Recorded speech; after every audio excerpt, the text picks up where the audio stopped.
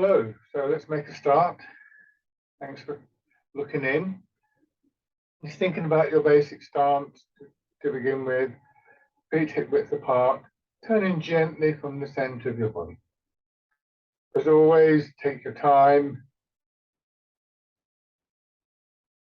Give yourself that space to let your body settle, to let your thoughts quieten. And both of those can be helped by just bringing a gentle focus of attention to our bodies, to how we're standing, how we're moving, getting the sense for what's happening within this inner landscape of the body as we settle into the exercises. As always, go nice and easily.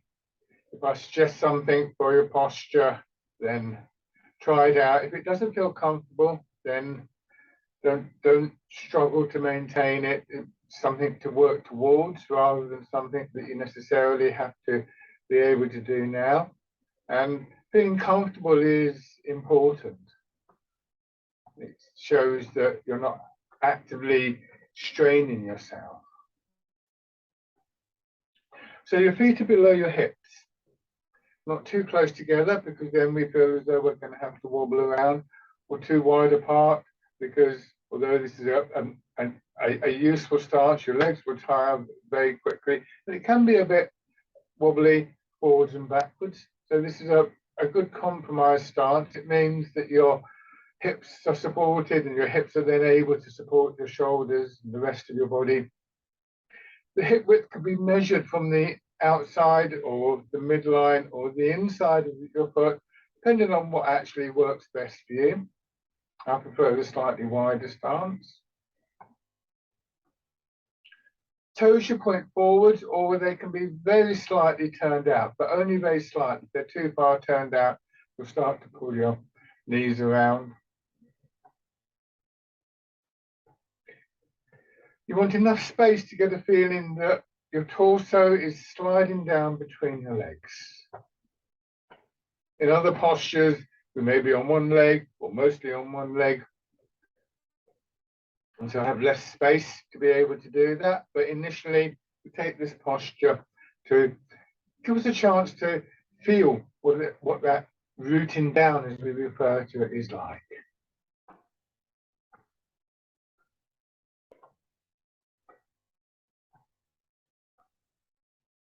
To help you with the rooting down, just try and bring your weight a little bit forward. This is exaggerated, so you wouldn't be this much.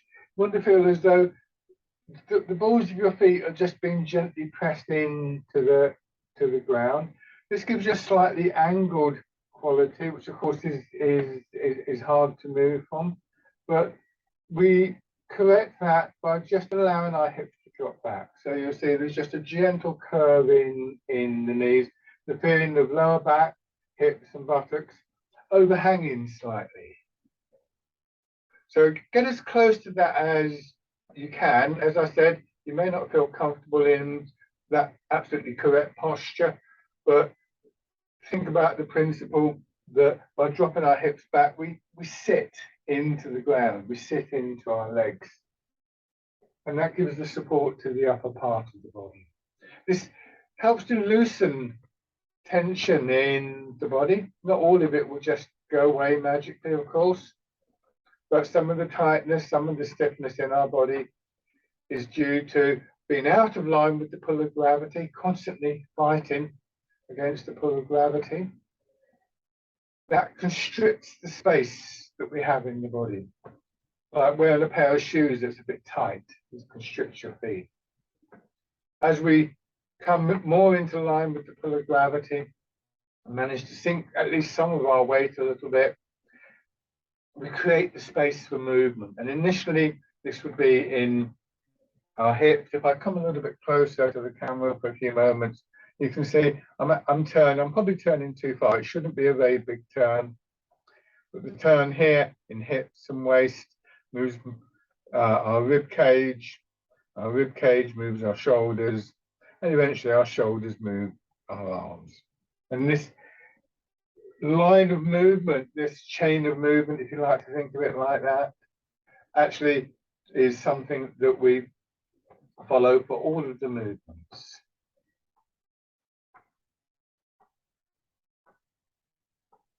The arm's feeling quite heavy, so having to pull them around. The idea that in the hot weather we're having at the moment, that we should have a warm-up is a bit odd, I realise, but remember that even in purely physical terms, the warm-up isn't just about body temperature, though that is a factor, but it's actually about moving your body in such a way that blood will get to muscles and tendons and different parts of the body. When that happens, we're less likely to strain, we're less likely to injure ourselves. Going a little bit faster, gets your heart beating, gets oxygen circulating, and particularly to the brain. And of course, in terms of arts like Tai Chi, it is also that mental preparation that I've been detailing. This is a very good exercise because it demonstrates how the center of the body, the area between hips and waist, moves our arms forwards. If that's not clear to you, then it may be that just raising your arms a little, holding them in a fixed position.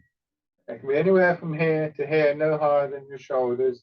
When they're in the fixed position, we can see we're not trying to do anything with our arms other than maintain the position. And in maintaining the position, we let the center of the body move them.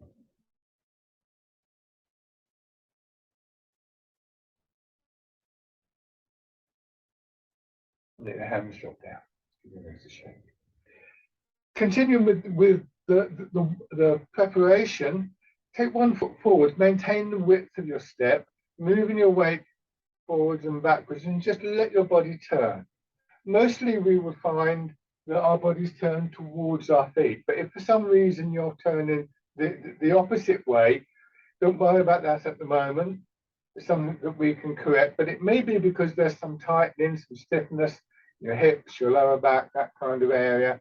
And if that's the case, you don't want to force your way into it. So really what we want to feel with this exercise is that it's not just our waist, our hips that are moving our arms, the waist is still turning, but also the transfer of the weight. Between those two things, the weight transfer from one leg to another, the rotation in the center of the body, we can create many patterns, many different shapes, which the arms will serve to express. This is also a nice little exercise just to get your legs moving, soften your knees. Your legs will eventually develop a springy quality doing this.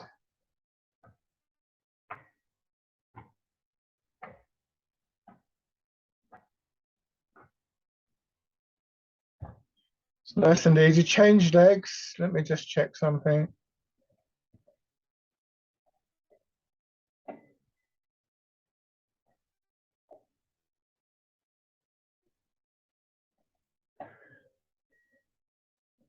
So you're on the foot forwards, hip width across your feet. People who are new to this, remember it takes a while to adjust. Don't force anything. Some of the movements, some of the postures may feel a bit strange at the moment. Just go gently, build the movements up, and eventually you'll find that you're quite comfortable in these positions as your muscles adjust and set for the particular postures that we use. So come back to the parallel stance, feet below your hips, and just begin to rock your weight forwards and backwards at the top. It's quite a small movement, and if I get this pole, let me just demonstrate something to you. It's not entirely accurate, but when I stand like this, you can see the pole is almost like a center line for my body. And as I move forwards and backwards from that center line, I can only go so far before that starts to happen. So there's a limit to how much I can actually move. And I want to feel I'm almost like a boat tethered to a pole. in the sea that drifts away but gets pulled back. And then I drift the other way and get pulled back. And what we're trying to do is to find that mid feeling, that neutral point where I'm not being pulled in a little bit forwards by the pull of gravity or backwards, but rather my weight is going straight down into my legs. For some of you, if you're used to this, that may be that position just behind the ball of the foot that I described before, but it may be somewhere different. So just realize the possibility that it is possible to stand without straining. For instance, if I set this up properly, if I had a flat bottom and so on and so forth, I could probably stand the pole there and it wouldn't fall over. But the slightest incline and it's going to fall over. And we want to remove that possibility as much as we can and find a sense of what we might call equilibrium. So see if you can come to rest in that position. And once again, just letting your hips drop back a little bit, soften your knees. And then let your hips sink back a little bit more and pushing up. So when we do this, our hips going back could easily pull us backwards. What will change that is if we can relax a little bit in our lower back and in our belly and just allow the pelvis to adjust to maintain the level. Don't go down too far and try not to let your knees go forwards. It's a backward movement with your hips, and eventually your legs will push you up. I mentioned earlier that our legs develop a springy feel. Bring your hands around in front of you. Feel that movement going up your back, spreading out through the rest of your body, and then sinking down. And pushing up. And sinking down. So nice and easy. As you sink down, make sure that you're not straining in your knees. And every now and then, maybe you'll feel that it's like something has dropped, that you've lost some of the weight. The exercise, of course, is rooting down, and we're looking to gradually let our weight settle into our feet and maybe even into the ground. It helps with our stability, and as I mentioned before, it helps us to loosen up, to create the space within that inner landscape of the body.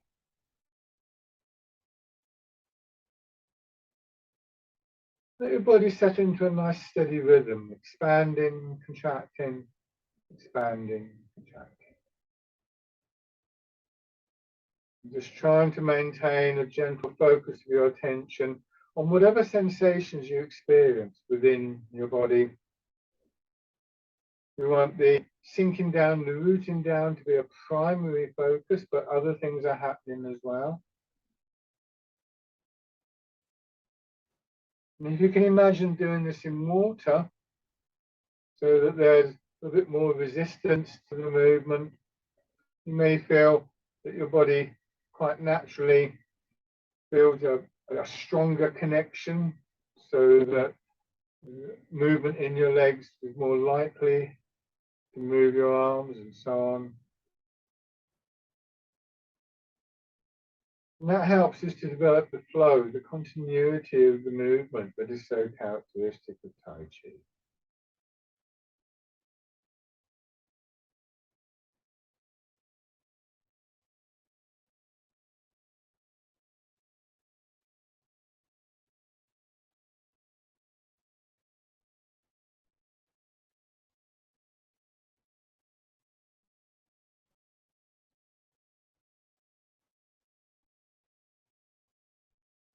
Do one more of these. And then using the same movement in your hips and legs, bring your hands out to the sides. This is a movement, the wild goose. So the image associated with this is the image of a bird in flight. If these images work for you, then they will have an effect on our movement. But if they don't work for you, don't feel as though you're doing something wrong.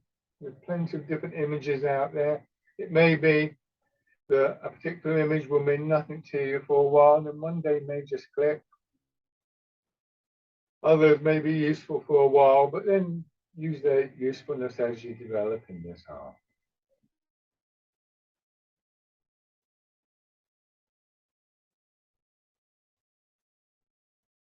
The wild goose.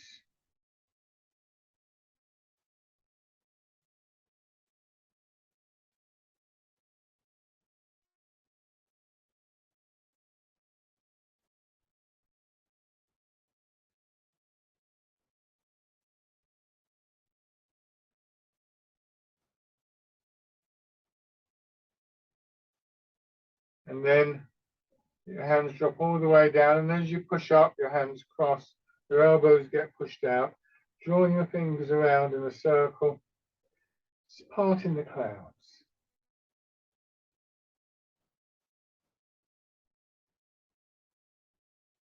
Don't stretch up, just feel how much space there is for your arms to extend into.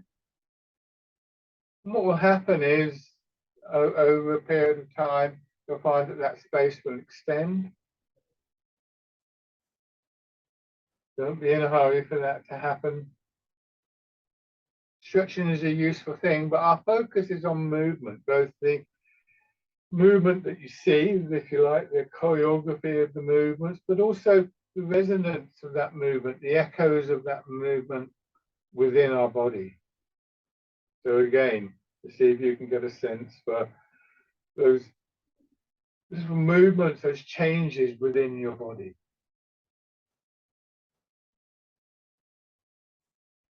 To help you with that, let's go back to the first of these exercises and do them as a little sequence.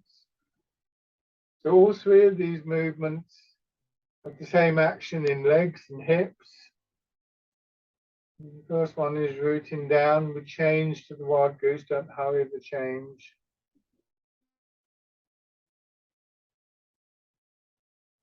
And then parting the clouds. Just see if you can notice changes within the sort of rough dimensions of your upper body, from hips to shoulders, out to your fingers. What's similar, what's different between one movement and another. This isn't about right or wrong. This is just training your attention to note these things at the moment. Later, we can learn to use that focused attention to greater effect within the body. But in the first instance, it's good just to observe.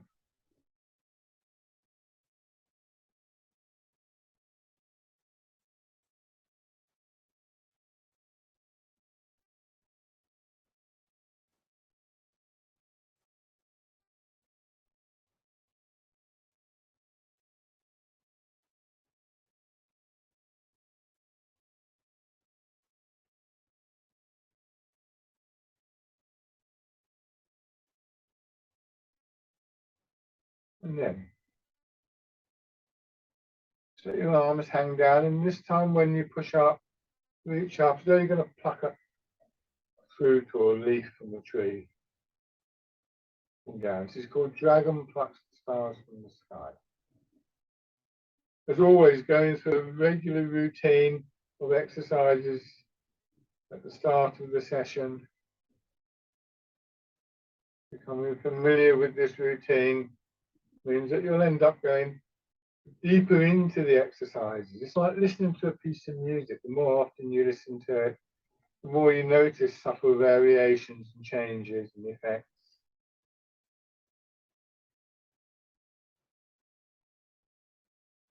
Once again, we're not stretching.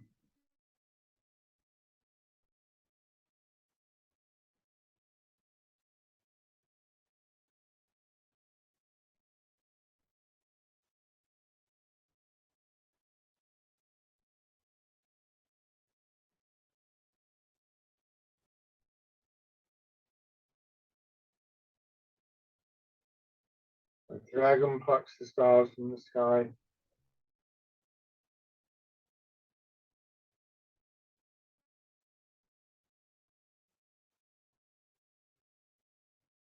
One more time. Now for the next couple of exercises, just try and maintain this position. Don't go up and down any further, but do try and continue to feel this downward pull through your hips and buttocks, lower back, and maybe aware of your body's response to that, which is just sort of pushing upwards. Bring your hands to your sides. Now bring them around in front and push up as though you're just trying to touch a low ceiling, and then all the way back down to the starting position.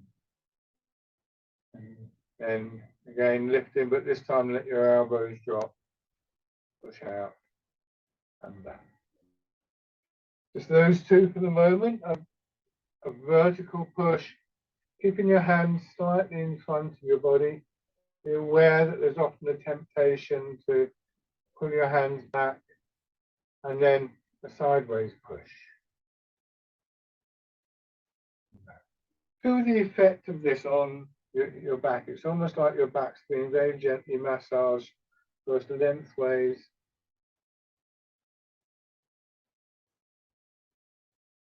and then sideways.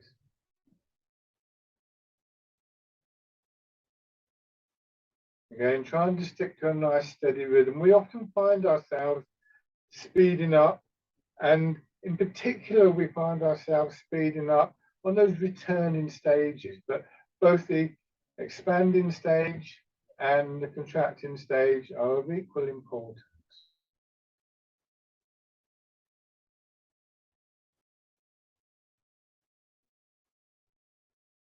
Now this time, when you push out to the side, at the same time, turn again in your hips just a little.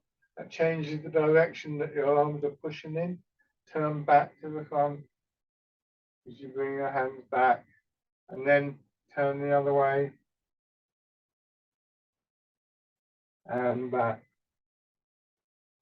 and then push out to the side. So we have 4 movements from starting from the same point, finishing at the same point, upward,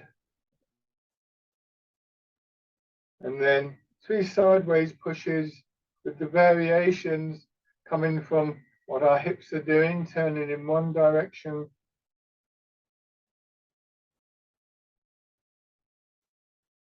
and then in the other.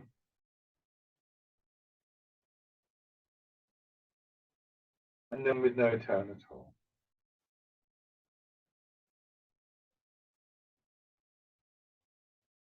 Easy and gently.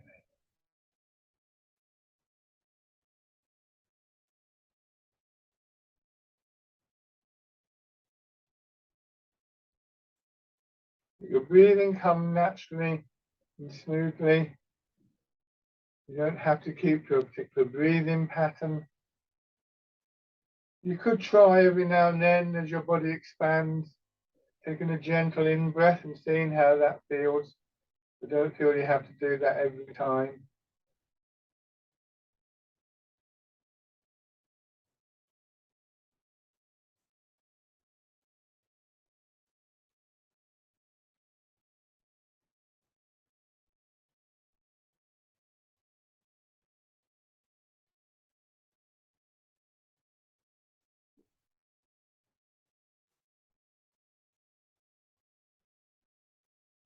And with the image of moving through water, or maybe as you do the sideways movement, as though you're just stretching out an elastic band, helping you just cultivate that slightly stronger quality within our body, within the movement. One more time.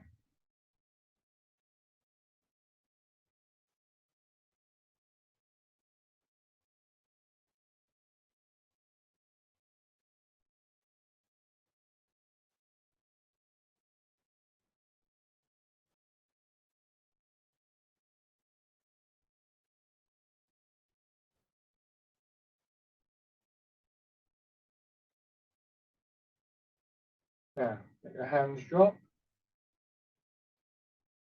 Push one hand out, drawing your fingers back a little bit. Feel how your arm swings up Point just slightly above your head in line with the midline of your body and then down. So a half circle. Trying not to strain in your shoulder. Let the feeling of expansion, pushing your arm away, gently swing your arm up.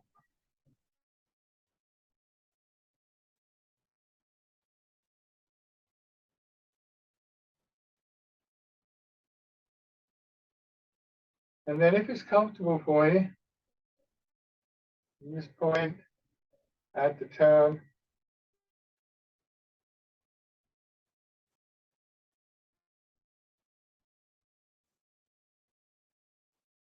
So you don't turn too far. Just, you shouldn't be feeling any kind of tightening or stiffening in your body.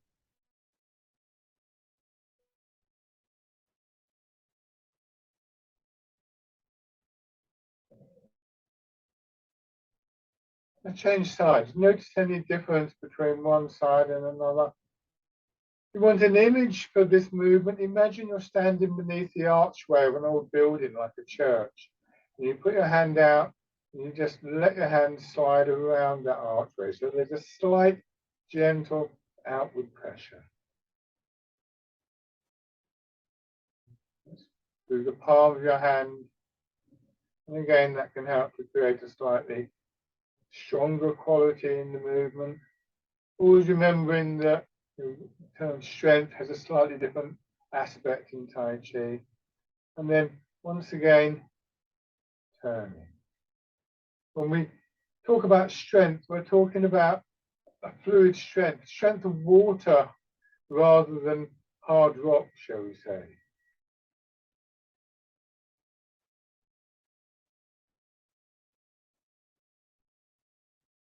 One more time.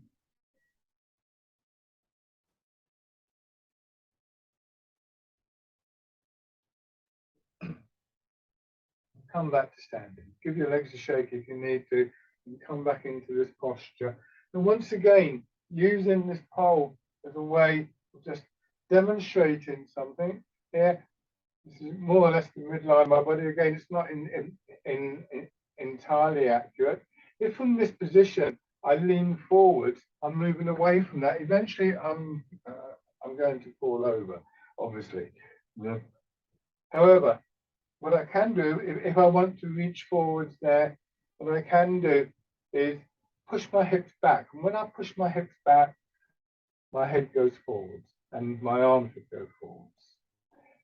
The hips going back is a counterbalance to the angling forwards. So I would describe this not as a lean, but as a tilt.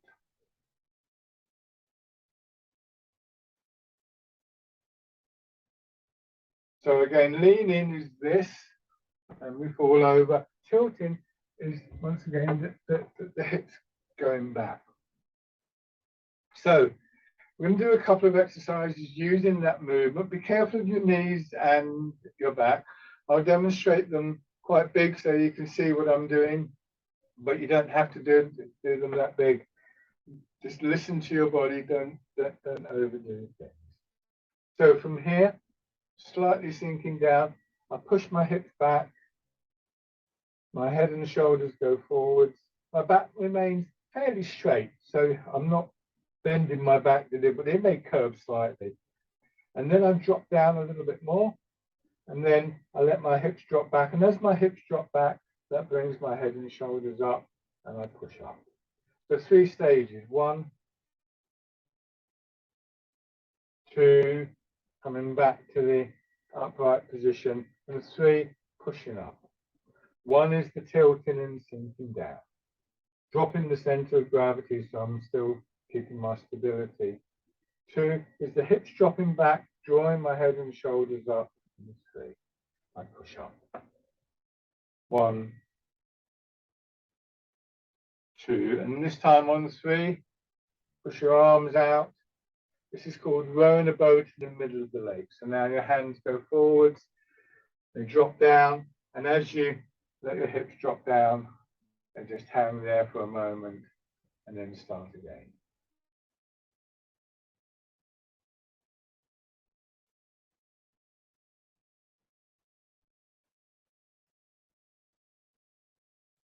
Don't strain in your shoulders or your neck to come to the upright position. Rather, imagine between your hips and your shoulders, you've got cords, like connections there, like a pulley blind. So that as your hips drop down, quite natural for your head and shoulders to come up nice and softly, nice and easy, rather than straining against the pull of gravity. Remember, very careful with your knees and your back. Again, anybody new to this, please make sure that you're going very carefully, not straining in your back or your knees. It's a strong exercise. And then the next exercise that we use this movement for brings our hands in front of us. We turn. So we have a horizontal turn here, as we've had before, moving our hands. So if you notice, my hands are staying in the same position relative to my body. They're not moving across my body. Then I push my hips back, and that slides my hands forward. I swing my hips across, and that brings the hands around to the other side, and I come back to the starting position. It's called polishing the table. Go in the other direction, and back. In the back, you see, turn, and push the hips back, and swing around, and from here, again, letting the hips drop down.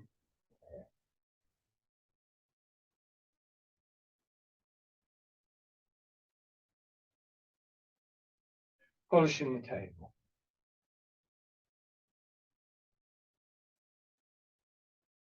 Do one more of these in each direction.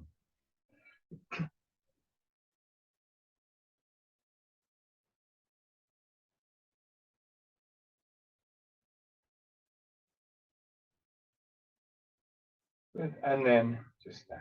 And again, let your arms swing around.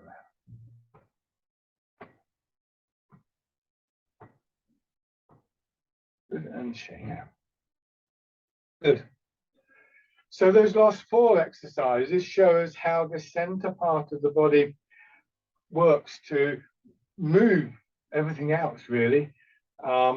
It's not so obvious with the legs, but certainly obvious with the upper part of the body. When I turn horizontally in that middle part of the body, my arms, for instance, would change the angle of their movement.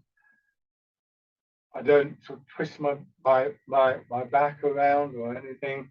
And then when we do rowing a boat, we realize that it's not just in the horizontal plane that works, but in the vertical plane.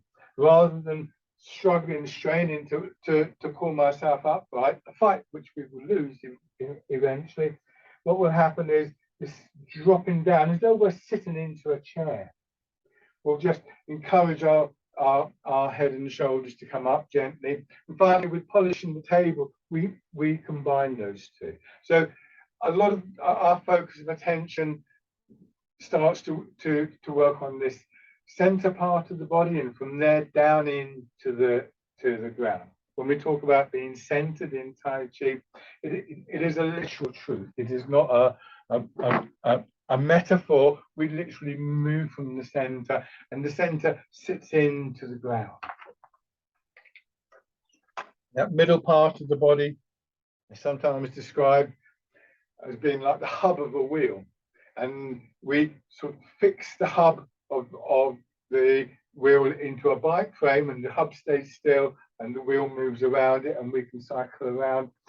And in the same way, we fix the center of our body into the ground, and we let the movement happen around that. So we learn to return the focus of our attention to the center part of the body, particularly in those moments when we're perhaps a bit distracted, or something's going on and we don't know quite how to deal with it, or we're a bit tense or stressed.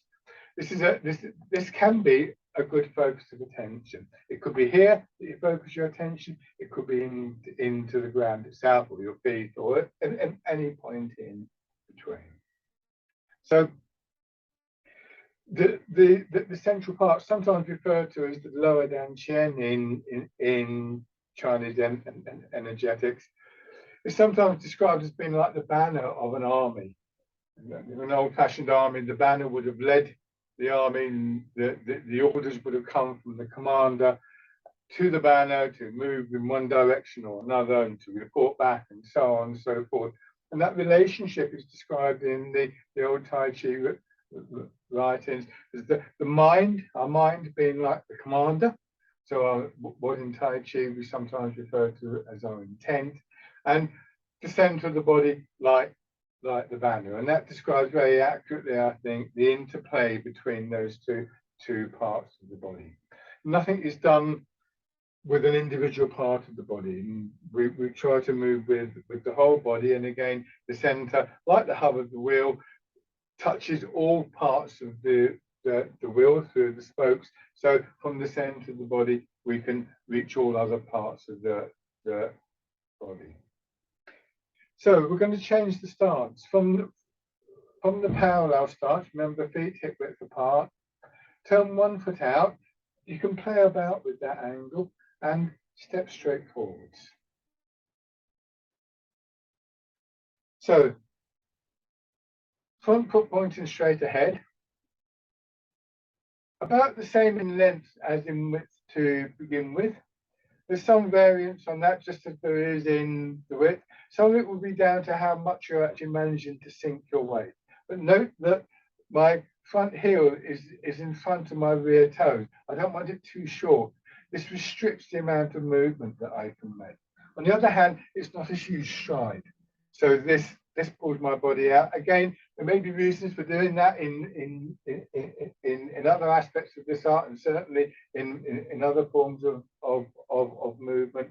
But the idea of this stance is to allow for a steady, gentle transfer of the weight and move my weight back towards my rear leg and foot, feel the foot being pushed into the ground, and move forwards, and feel the same in the front foot. Just a gentle push. The idea is to have no restriction to the movement. Try not to lean forwards or backwards at this point. So again, if I use the pole here, again, it's not entirely accurate, but it's close enough. You see there's the center of the body, the center line of the body, more or less aligned with that. And as I move forwards, it moves with me. I don't do this, or try not to. So moving from the ground is a good thing to do. Use the ground to push against. It helps to keep you in line. It also will help you with a very important element in Tai Chi, which is the stability that we move with. If I want to move this bottle and I decide to use my foot to move it with, let me come a bit closer. Yeah. Then if I push it from the top, it falls over very easily.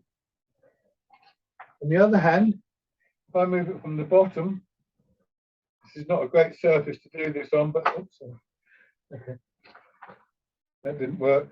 Try this one again. There you go. I did it from the side. It's much less likely to fall over. If it was a good surface, it would be a much better example. But this instantly falls over. So we're more stable when we use the ground to move from. This is not like ordinary walking. The transfer of the weight is going to be really important in the next few movements. And this is a good exercise for conditioning our legs. If you have problems with ankles, knees, hips, that kind of thing, if you have general mobility problems, stability problems, this is a very, very good exercise to help you learn to move with alignment and with a root.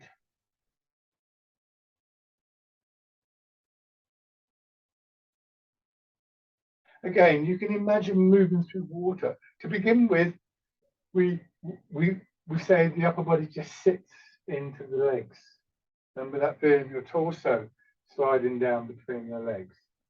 But of course, to separate what we call upper and lower body is a nonsense. There is no definite line as far as I'm aware. So now, if we're again reimagine doing this in water, if I was in water, when I went forwards, the pressure of the water would push my shoulders back. So my body has to make some adjustment to maintain that line. These are very, very subtle changes in the body that won't be able to use the muscles that we generally use, the big mobilizing muscle. They'll have to engage other parts of the body and not just muscle either. So again, we can become aware of very subtle changes within the body.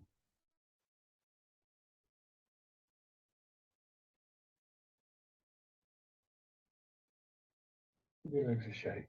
Very, very good for conditioning your legs as well, this one. Expect your legs to ache. Now, change over, have your other foot forwards, and go to the same routine. Don't be surprised if you find that on one leg you're more stable. Give yourself a moment to settle. Don't just go forwards and backwards. Go forwards. It's not a race or a competition. Get into a position and just think about this a little bit. So, oh yeah, that feels good. Don't let your knee overextend. Don't sacrifice the alignment of your body or indeed the well-being of your knees just to get more movement. Remember, 60% of your weight goes into the front foot at most, maybe as much as 70, but in either direction, it's only a little bit over half.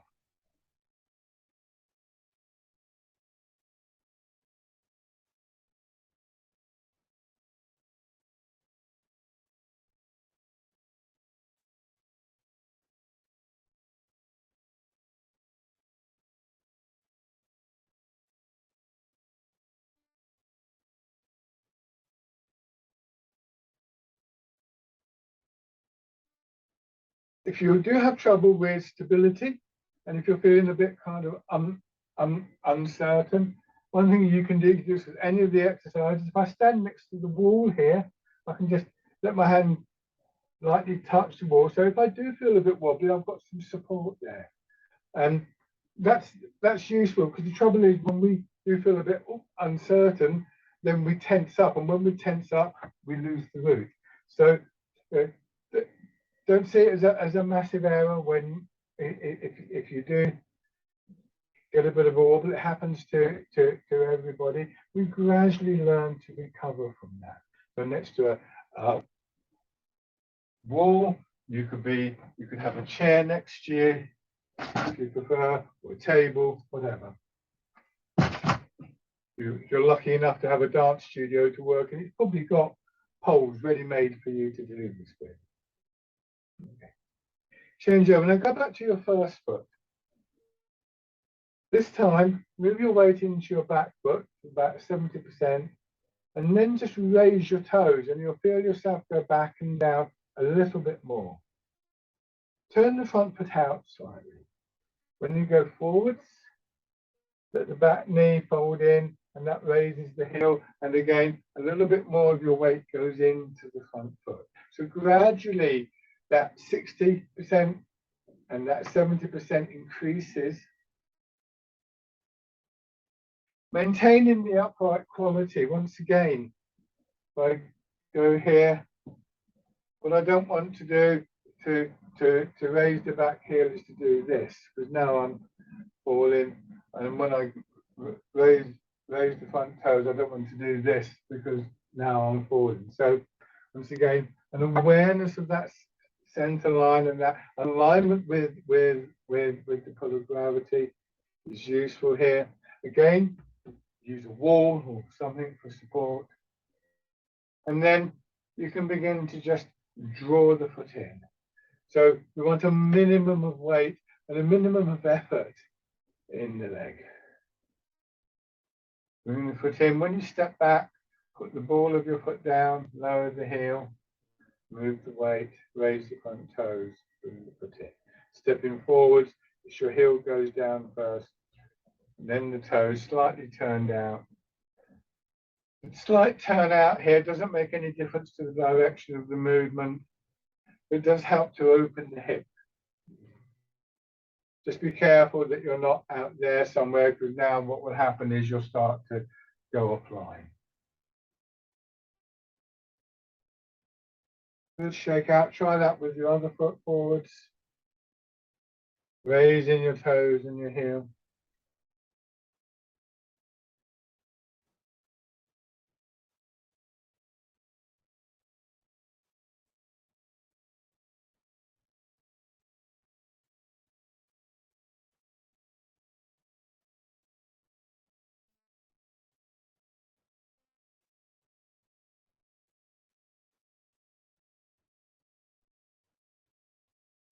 Stepping in.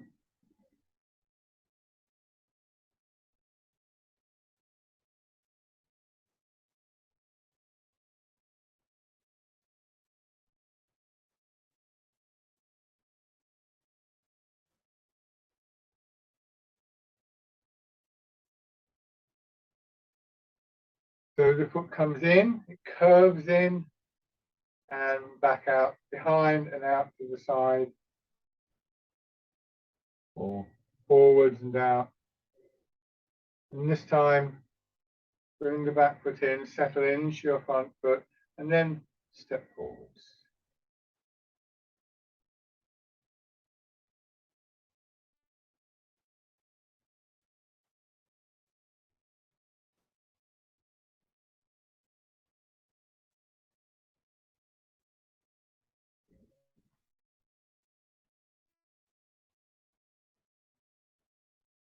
If you run out of room, take the reverse steps, making sure as much as possible that your foot goes fully down onto the ground before you transfer your weight.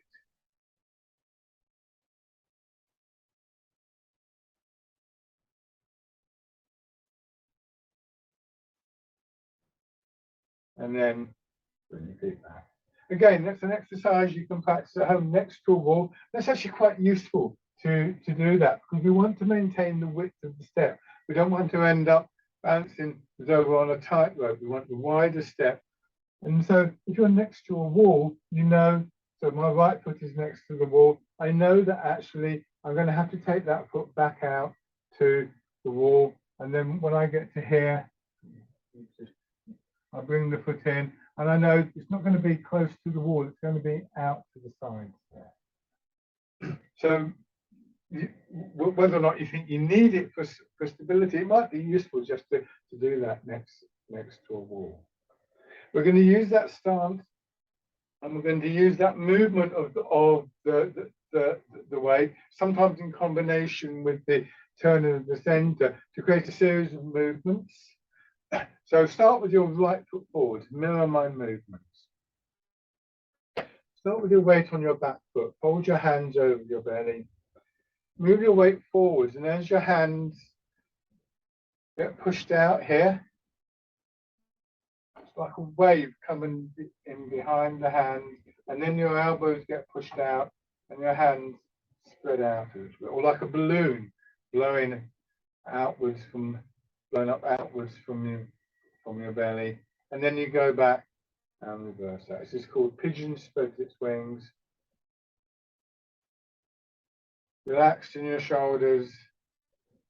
That the movement of your weight, that wave-like flow from leg to leg, extend into the front of your body, belly and chest. Again, you might every now and then choose to take a deliberate in-breath at this stage when your body is expanded. This pigeon spreads its wings.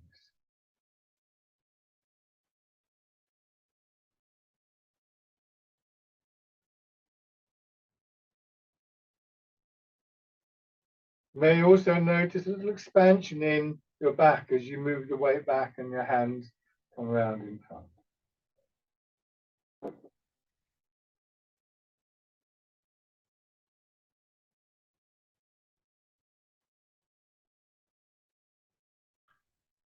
Do this one more time. Your weight go back into your rear foot, hands drop down. This time push forward. Imagine your hands just being held back a little bit and then swinging through and then Going back, this is called fisherman castanet. Again, a nice wave-like movement through your body. Quite a strong feeling. Arms feeling quite heavy. Nice and smooth. Maybe as though you're moving through water, if that's a useful image for you.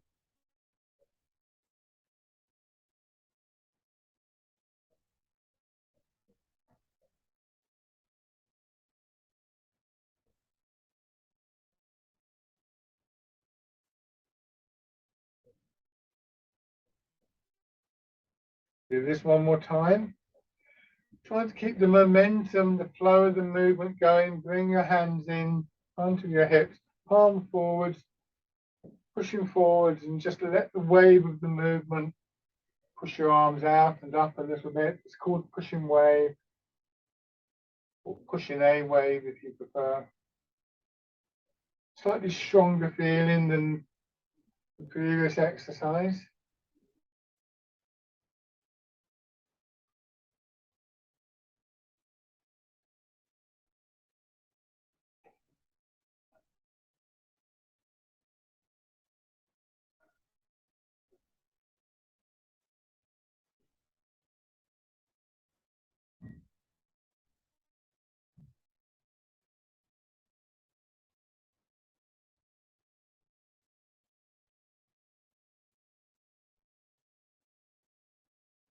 Good. Sink back, and this time when you go into your back foot, just turn to your right and let that swing your arms out.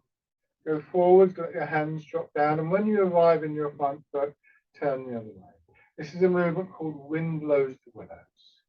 It's only a small turn, and it needs to be a small turn just to redirect your arms.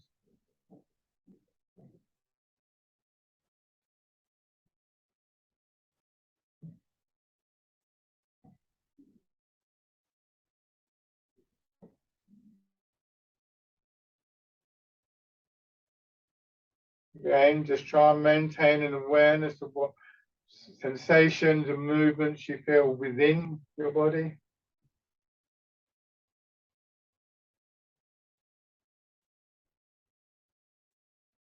One more time.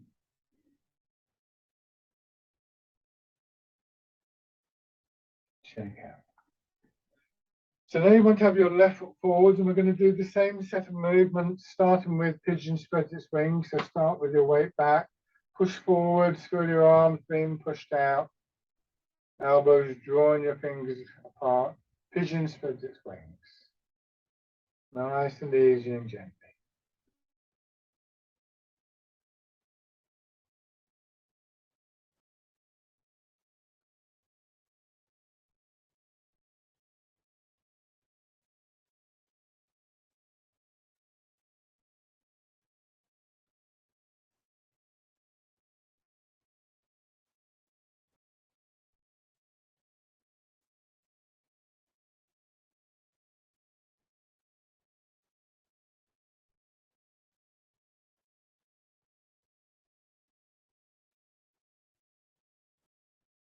Good. This time change, let your hands drop down, fisherman castanet. So you're rolling out a carpet, throwing a sheet over a bed.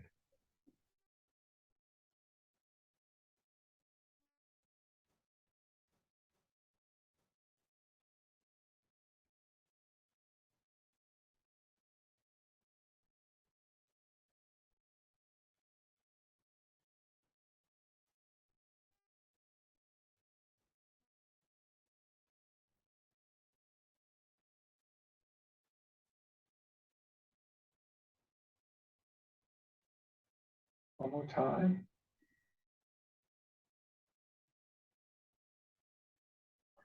Change to pushing a wave or pushing wave. Imagine that you're pushing into water, so you've got that slight sense of resistance again, helping to build slightly stronger quality.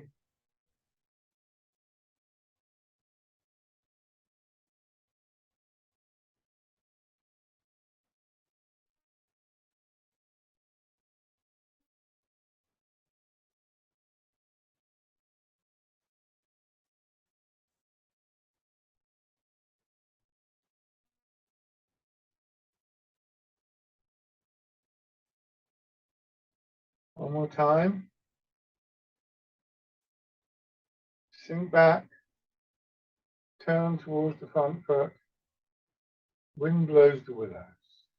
Feel your body expanding, contracting.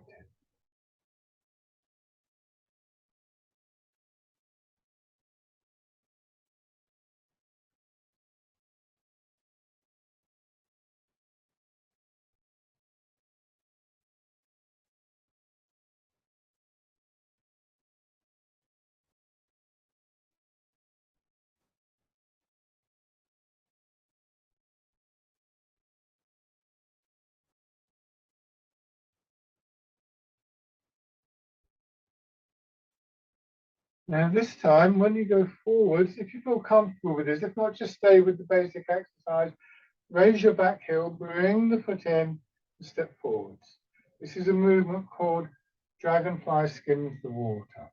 Bring the foot in. It doesn't have to be lifted high. It can be if you want, but it's not necessary.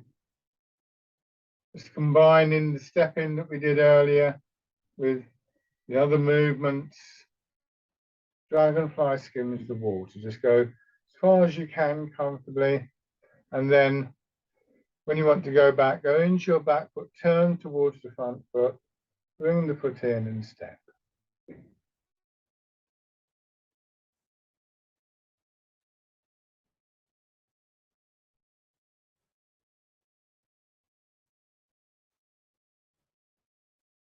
One more time, if you've got room. Shake your legs out.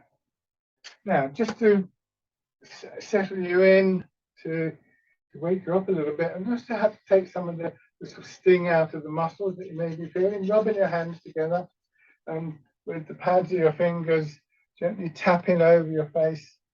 A steady rhythm, not hard at all. And then palms of your hands working over your head and neck. Down to one shoulder.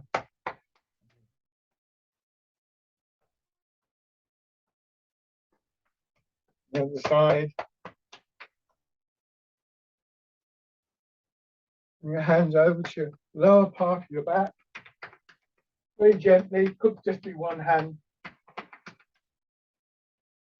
around your hips. And down the outside of your legs, not the inside. Very light on your belly. And the upper part. So the final exercise brings us back to where we were trying to be at the start of the session. We want to have just a little bit of time to recenter ourselves, to root down, to realign ourselves. It's very easy to lose those qualities when you're trying to do complicated exercises. This is called Embrace Tiger, Return to the Mountains. Sink down, push up, a little bit like the wild goose. Bring your hands around as though you're going to hold a ball against your chest. Draw your hands in and just let yourself settle down again. And just see what it is. Is it something draws you back to your center, to that quieter, more spacious feeling in body and mind? Just for a moment, we experience that. Don't be in a hurry to rush on, but don't expect to always feel that. But do try and feel what it is that maybe just brings you back. What would you like to think of when you're out there and frustrated, standing in the supermarket queue or waiting for the bus because it's late? What would remind you of this quieter, calmer feeling?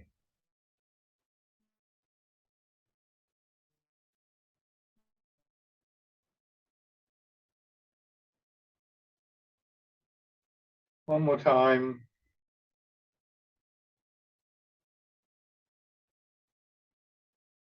Now just let your hands fall wherever they're comfortable. Close your eyes. Take 2 slow, gentle breaths to finish.